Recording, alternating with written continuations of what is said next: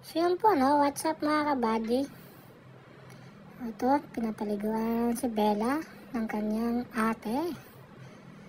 Kasi medyo mainit, pinapaliguan. Tsaka weekend. So, pinapaliguan si Bella. The bully. Maghingi naman ng chimken. Yan. Maghingi naman yan mamaya ng chimken after maligo yan. Iyak-iyak pa oh. Kasi gusto nang kumain ng chimken.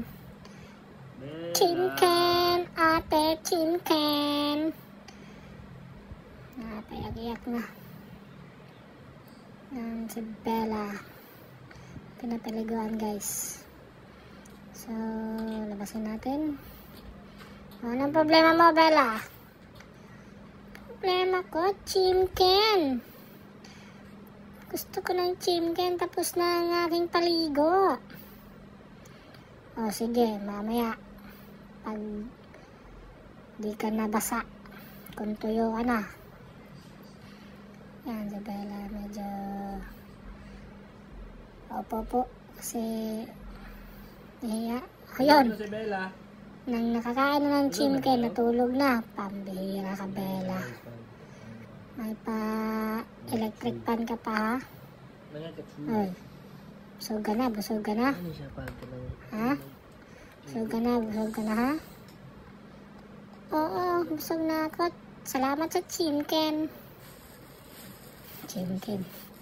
Pan lang kinain niya, guys, at saka beef lang. Walang chimken. So, appear na lang, bells. Appear.